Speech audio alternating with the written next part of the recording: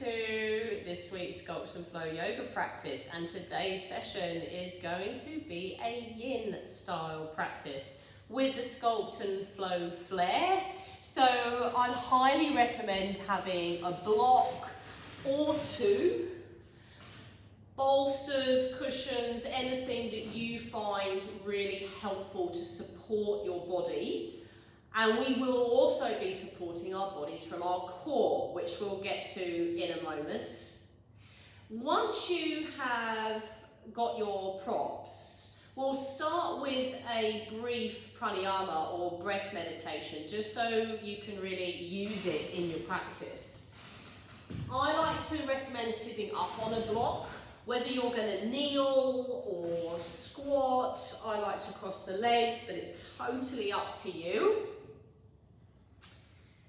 Hands come down onto the thighs. You can go palms down, you can go palms up. You can rest your hands in your lap. So I would just go to wherever you feel most comfortable. Shift the weight back behind your sit bones. So you just feel the ribs soften a little bit and the shoulders draw down. Close down your eyes.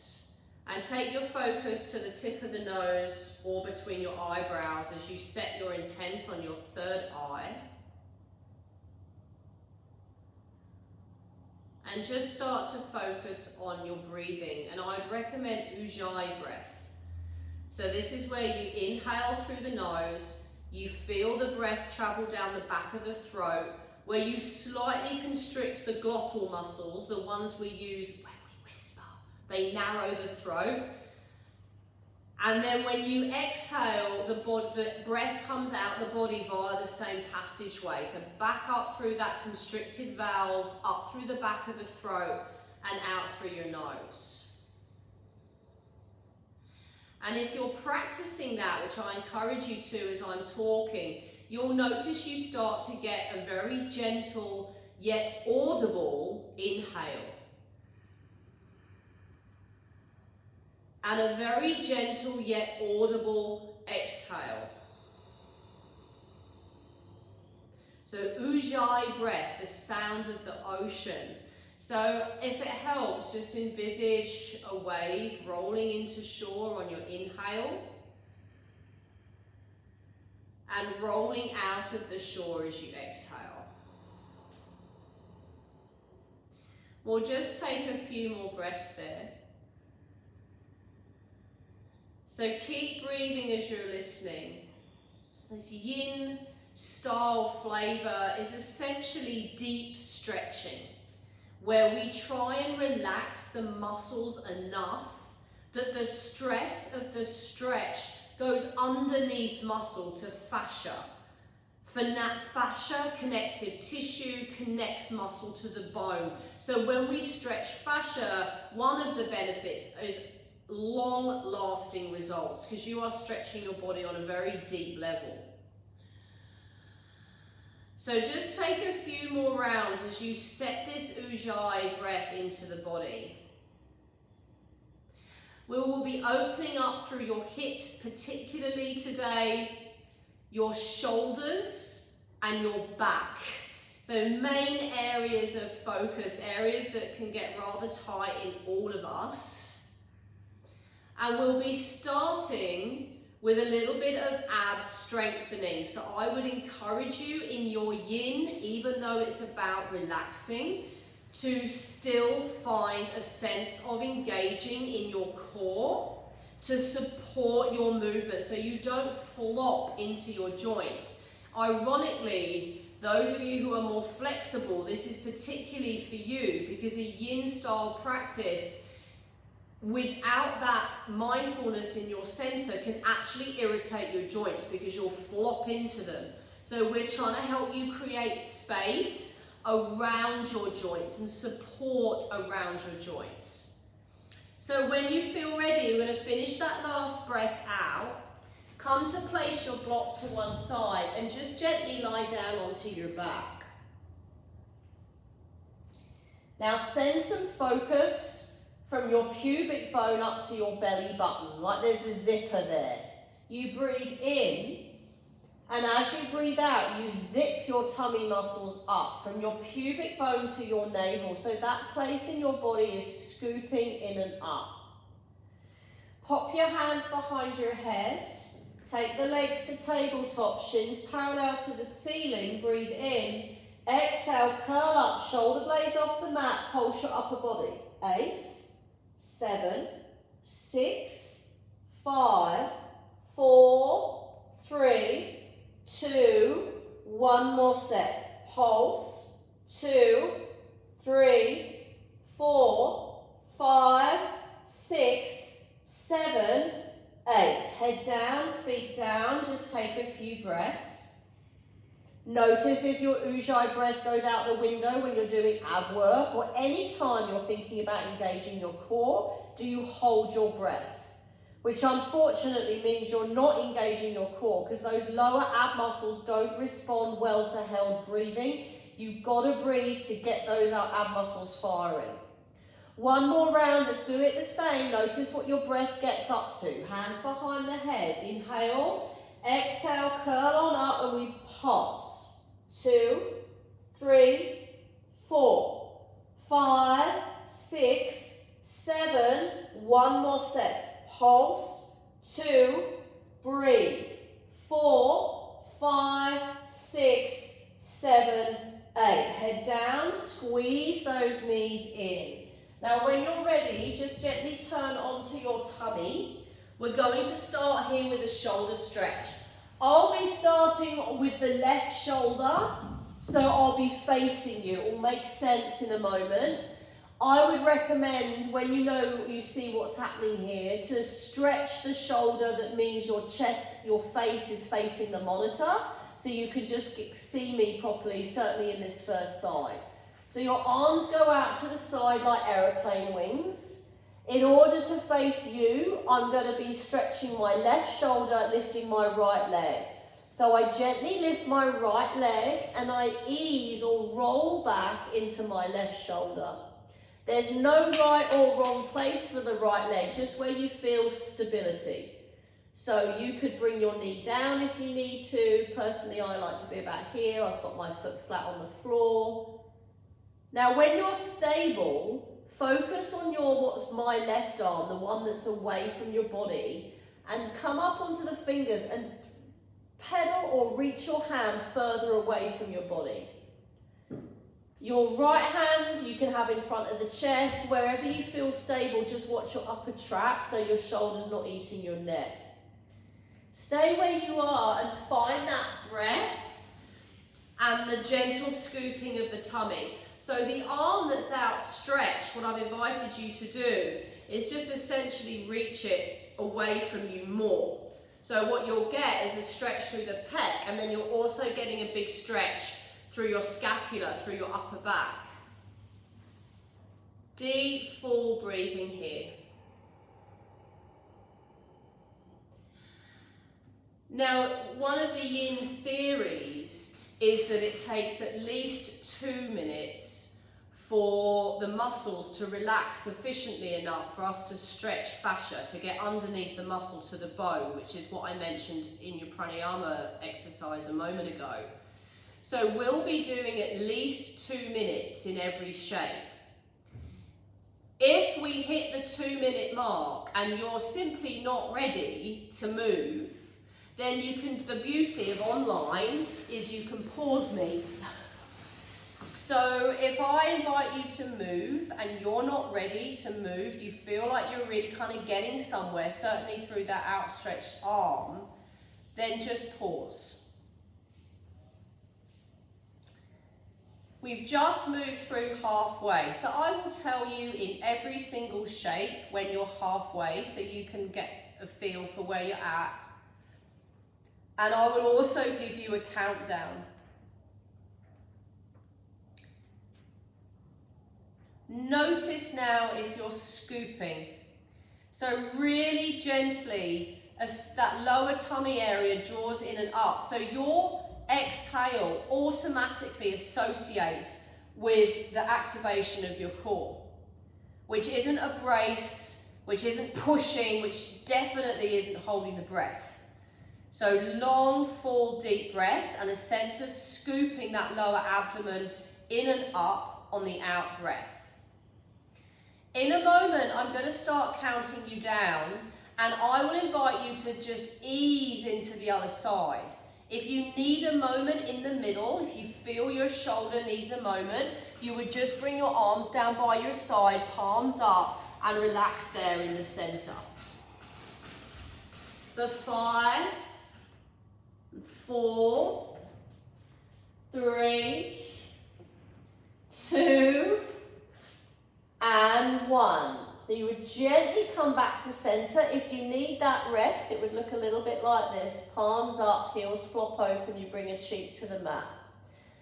As and when, it doesn't have to be yet, you're ready to go to the other side, and my back will face you in a moment, but you'll see this outstretched arm. You'll lift up the left leg and ease or roll back into that opposite shoulder. So you get that left foot nice and stable, so down here is okay, and you can creep those fingers forward. Check your left upper trap. What this release is highly effective for is getting the shoulders to kind of find space in the joint. They often get really cramped and really close together and high.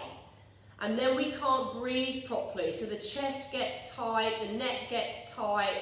You can't breathe properly. Generally, you start going to get headaches because you won't get enough oxygen to your brain. So just keep working on that full, deep opening through the chest and the shoulders. So you're into your 2-minute hold.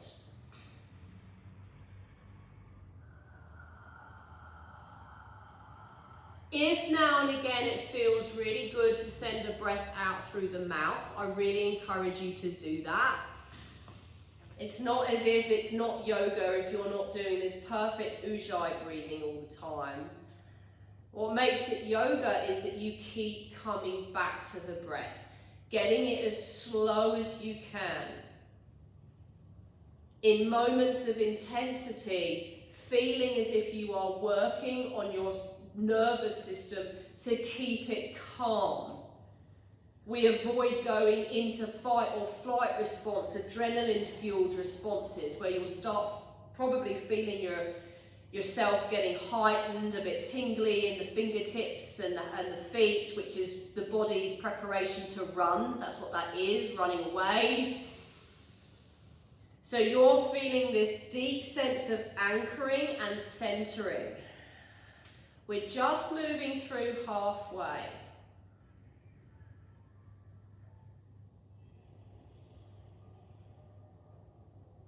The shoulders, opening the shoulders, who are our natural heart space defenders. You think a very natural stance for a lot of us if we feel threatened in any way or defensive is we cross our arms right in front of our chest, right in front of our heart and our lungs, vital organs. And the shoulders naturally come forward as a protection mechanism. So keep allowing them now to soften, to open. I'm going to count you down in a moment, and I'm going to invite you to take a moment in the middle before we press back into a child's pose as a rebound. A narrow child's pose, and I'll talk you through for 5, 4, 3, 2, and 1. Bring your body back to center. Bring a cheek onto the mat, arms down by your side, palms up. Let the heels flop open. Send a big breath into your upper back. And a full breath out through your chest as you feel it relax. One more big breath in. Full breath out. And now when you're ready, just ever so gently find your narrow child's pose. You can have your legs together, arms down by your side, palms up, or you can have the legs apart, arms down by your your side, palms up, where you'll need to soften your elbows a little bit.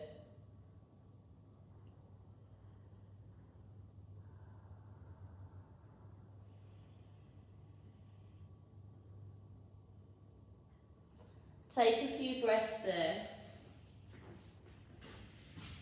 Now with this shoulder opening and chest release that you've just found, we're going to take it into a back bend whilst they're nice and released. And this can feel fairly strong at the best of times, let alone with a 2-minute hold. It's called Ustrasana, camel, and I would highly recommend pacing yourself. So you don't have to come in at 100%. In fact, any yin shape, I would strongly suggest you come in at 60-40,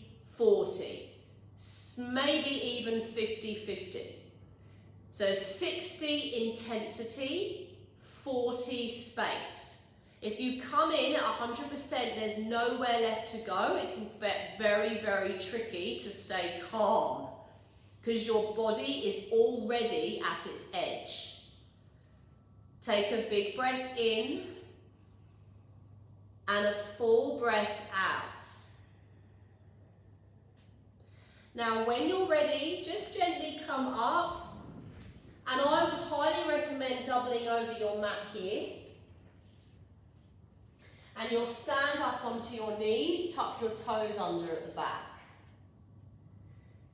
Bring your hands onto your lower back where you feel supported. So you might hold around your waist, you might have fingers up the back, they might be down the back. Either way, you feel confident and supported through your lower back. You engage your core and you start to send the hips forward and look up. You might even let your head go. This is the first part of the back bend. So stay where you are. If eyes up is too intense, look forward. You can even close your eyes. Take some nice deep breaths there, just as you are. You're sending the hips forward and you're lifting the chest up. Eyes can be up, they could be forward. You might have your eyes closed. Deep, full breathing. Can feel really nice to breathe out through the mouth in this shape. Core is engaged. Now as we move towards halfway, you might find you want to reach for a heel or an ankle, but you don't have to. You might grab the other heel or ankle, but you don't have to, and you might let the head drop back. Whatever you choose, you've still got time. So full deep breaths. Tummies drawing in and up. Shoulders squeezing back and down as the hips press forward. I will count you down in this, and you'll start to slowly find your way up. Nearly there.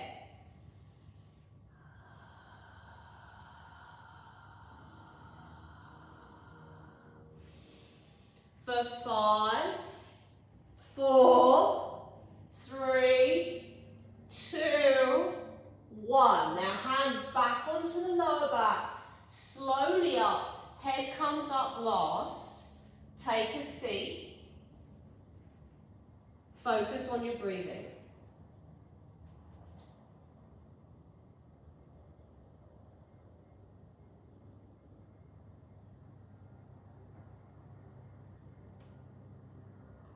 When you feel ready, and it might not be yet, unravel your mat, find your way onto all fours. Hands under shoulders, knees under hips. If you want some cat-cows there, feel free. But check you're still engaging your core so you don't dump into your lower back when you do an arch like this. Notice how I lose my neck there?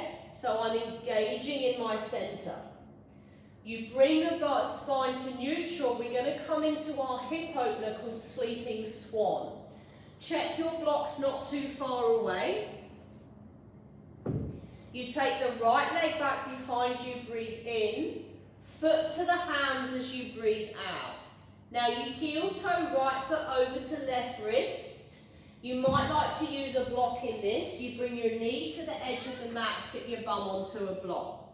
So this is your half pigeon, excuse me, your half pigeon version. And you'll start to pedal your hands forward. But we're lifted through the core so you don't sink. If this is a little too intense, sleeping swan will involve just letting your right bum rest on the mat, and you'll bring your legs a little bit more like so. Then from there you can fold forward if you wish. Remember, you've got your block. You can use your block for your forearms or the crown of your head.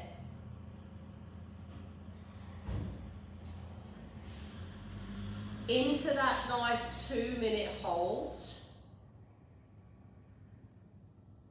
Feel that lower tummy drawing in and up on the out breath, and you're breathing into your upper back. Generally the most injured area of the body, the hips and the pelvis. Lots of daily life activity or non-activity which stresses and compounds the hip and pelvic area, as well as lots of different types of training modalities. If you do a lot of high intensity, you're running around a lot, box jumping, how much time are you spending on opening up that area?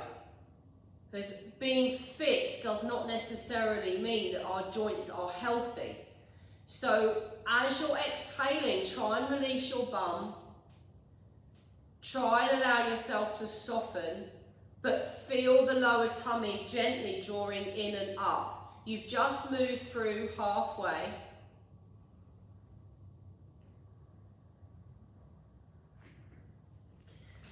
Full breaths, deep attention to the breathing.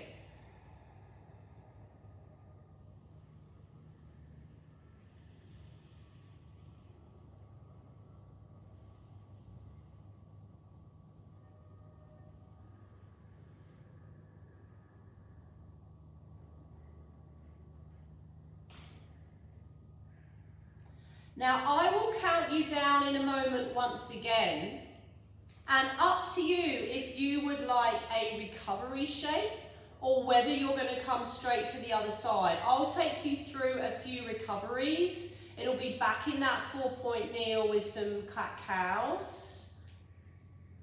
In 5, and 4, 3, 2, 1, just slowly find your way out, back onto all fours. Now you've got the cat-cows there if you want them. You can also take the right leg back and just kind of freestyle it, so you get movement back through that hip.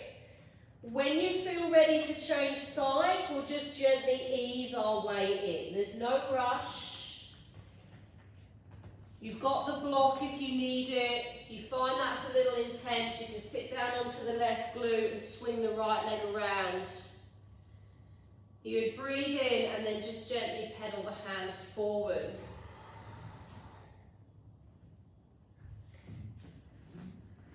Nice deep breaths as you're listening. Lower tummy cinching in and up. Certainly if you've practiced yin before, you know, you might be really aware of what an interesting style that it is. Highly beneficial if practiced in a mindful way of keeping ourselves supported.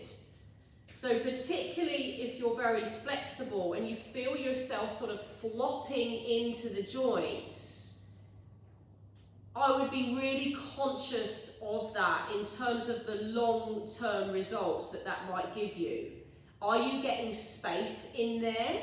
Are you supporting that area through your core? So sometimes it means pulling back slightly to find a balance of strength and flexibility. You're just moving through halfway.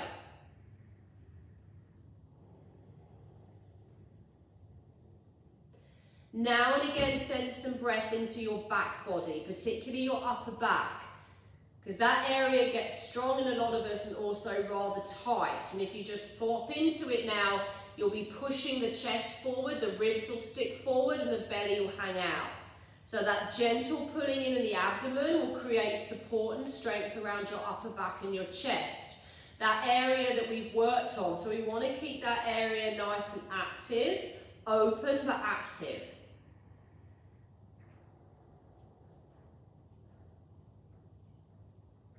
Now I will count you down again in a moment, not quite yet. When I do so, you can come back to all fours, you can freestyle that leg again, you can take some cat-cows, or you might even choose just to lie straight down onto your back. When you do lie down onto your back, I invite you to let your legs reach out long across the mat in front of you and just let them go so you can let the blood get back and wash through that hip joint. For 5, and 4, for 3, for 2, and 1. Ever so slowly come on up. Any recovery you like, or you could just literally bring that butt cheek down, bring the legs forward, and slowly roll down onto your back. When you get there, just let the legs reach out long, arms down by the side, palms up.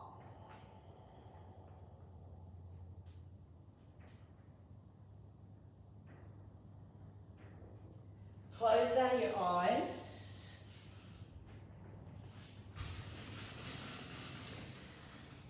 And try and just let yourself completely relax. So let go of any conscious attention to your breath.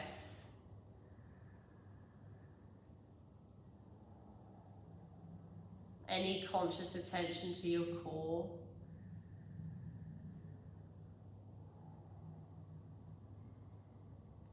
Let the gaze on your third eye just start to get really fuzzy as your eyeballs sink into the sockets.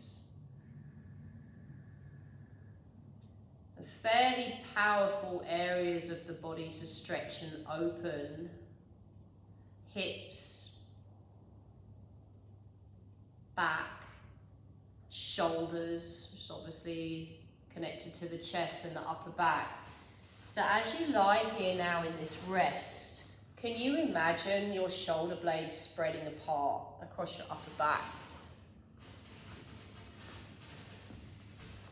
Maybe you can imagine your hips spreading. Maybe a sense of the back of the head spreading.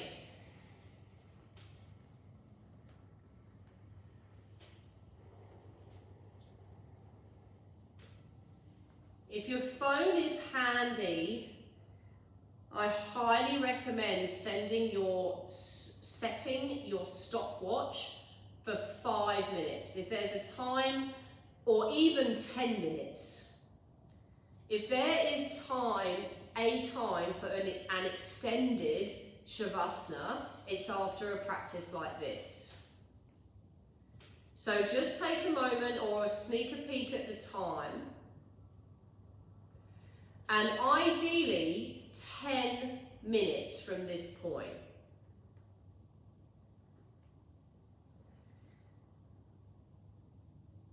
If you feel interesting a bit later today or tomorrow or even the following day after tomorrow,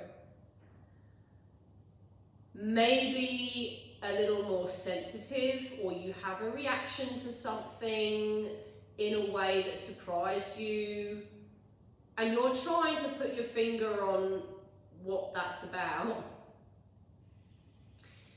can you remind yourself of the practice you've just done, please? In this Yin series, you have really opened up your heart space area. It can make us a little more vulnerable sometimes. It might make us have some more sensitivity to certain things because we're more in touch with our feelings and emotions. You've also worked deeply on the hips, which archive all of our samskaras, stories that we attach to that are a result of events in our lives, what we tell ourselves about ourselves, the world around us. So before I go and just let you enjoy this extended Shavasana, just be mindful of that. If something happens and you're trying to put, your finger on it, remind yourself of the work you've done today. So thank you, and namaste. Thank you so much for joining me. Please stay here for that extended time, and don't hesitate to ever get in touch with me with any feedback.